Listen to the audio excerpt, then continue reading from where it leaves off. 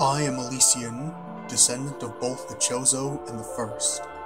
I am facing the last moments of my life, and transferring my memory to the datapod. In a way, our chronicle begins nearly 1500 years ago. That was when our noble creators, the Chozo, began to build that which would become our home. A place of exploration and knowledge, floating in the clouds of planet Elysia, a fitting home for its great Chozo builders. They built many linked, hovering pods. In time they formed a net in the skies across the globe, instruments peering out in all directions, studying the cosmos. We did not exist then. Only the Chozo walked these hollowed halls.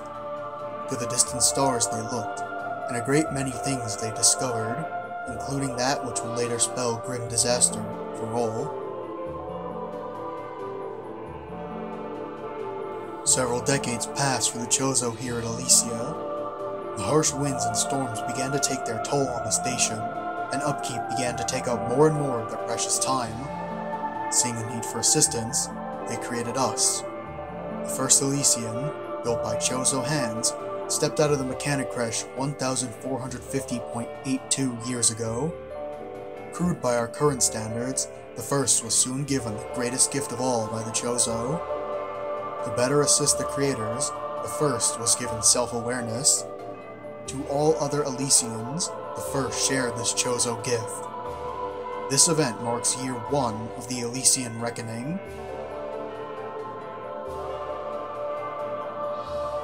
The Chozo were watchers, studying the depths of space tirelessly to quench their thirst for knowledge. From this facility they launched observation satellites, firing them into the heavens toward distant worlds. These satellites returned information that allowed them to analyze the various phenomena occurring across the cosmos. Through this process, they were able to satisfy their intellectual appetite, one planet at a time. One day, a Chozo searcher happened upon a very rare discovery. A once-thought-lost satellite delivered information on a distant world. It was incredibly far away, even by Chozo reckoning. Study of the stellar object revealed that it was, in many ways, a planet, and yet also sentient, alive. This chance event was brief, and the information being collected was lost before the true identity of the planet was revealed. In the year 400 of Elysian Reckoning, the time for our Chozo creators to leave us had arrived. To us they entrusted the station and its purpose.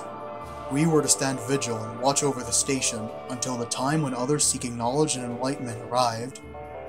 With their departure came one last request from the Chozo searcher, to continue exploring the skies for the answers to the mysterious planet. We gave her our word and resumed her tireless search. Day after day we hunted for the answers she desperately sought, but our efforts yielded nothing. We failed.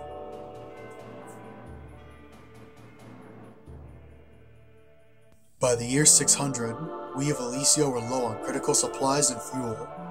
We created smaller mechanoids to process the fuel from the atmosphere of Elysia, but they proved unable to produce a sufficient supply. Unable to secure the necessary resources to sustain ourselves, we entered a state of hibernation to preserve our remaining stores of energy and parts. While we slumbered, the data collected by the station's equipment was fed to us in our dreams.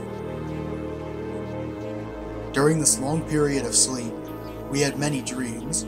Countless great events came to us, including a reunion with our creators, who had come to call a new planet their home. It was not long before disaster struck. A stellar object hit planet Talon 4, bringing with it a catastrophic corruption that sent the Chozo world into chaos. We watched helplessly as our creators perished, the few survivors fleeing to an unknown location. Powerless, we slept, and in our dreams, we lamented the deaths of our creators. This was our final vision, after which, we were never able to see our creators again. Time passed slowly as we suffered through our bad dreams.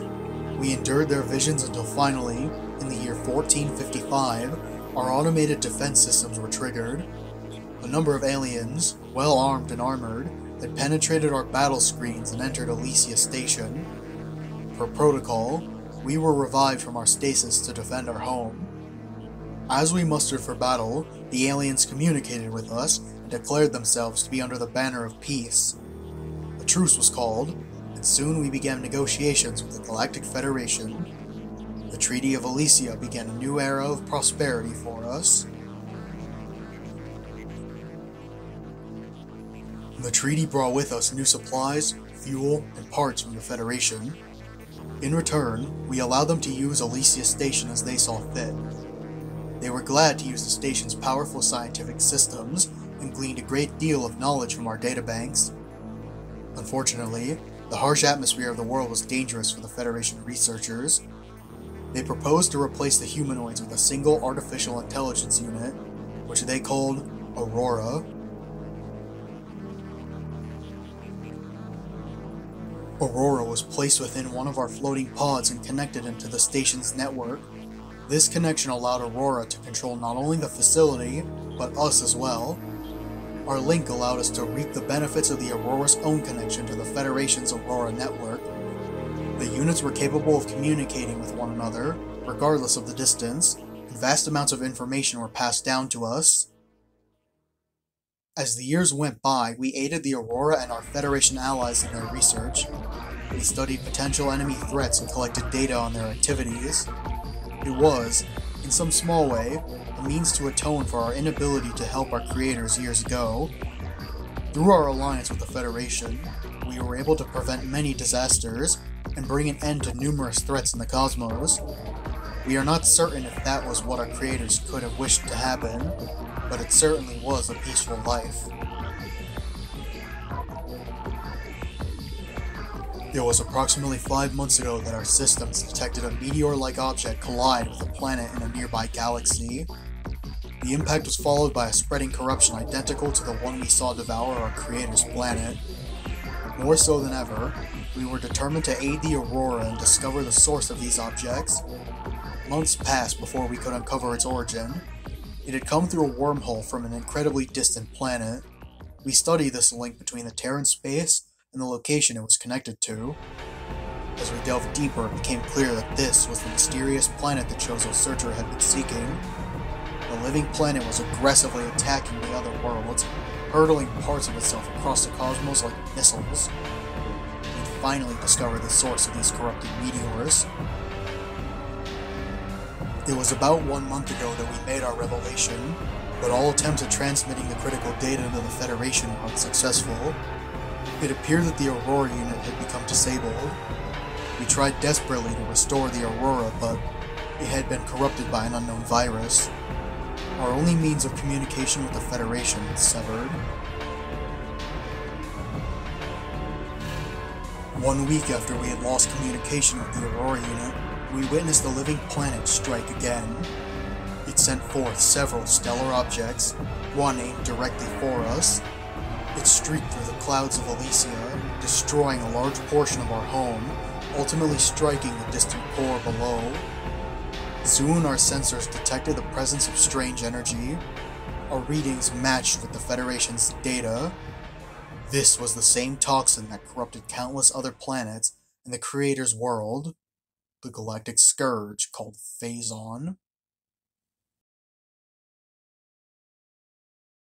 We watched as Elysia fell victim to the meteor's corruption, its Phazon beginning to consume her.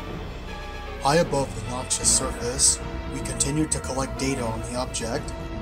It was not long before we met a new enemy. Space pirates, hostile alien life forms, and sworn enemies of the Federation entered the station and attacked. The pirate forces struck swiftly, their numbers and weapons dwarfing our own. After their initial assault, they began construction of a massive energy shield around the meteor. They referred to the fallen object as a seed and quickly built a protective barrier. Any resistance they met from us was crushed, and the massive shield was built without interruption.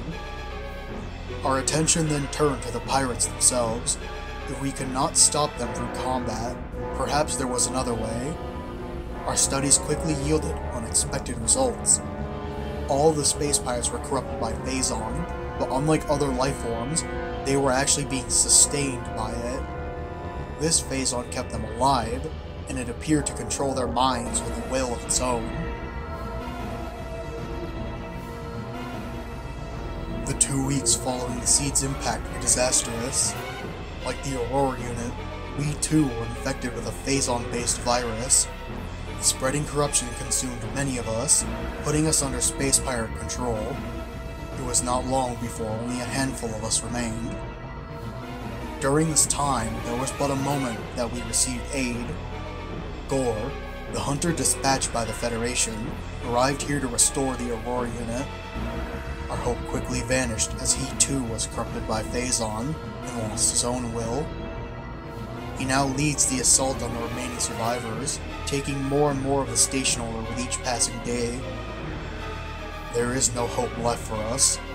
Soon, we too will be among the enemy forces. The last of us now stand before the brink of our history's end, silently waiting out our final hours. I am Elysian, descendant of both the Chozo and the First. I am facing the last moments of my life and transferring my memory to the data pod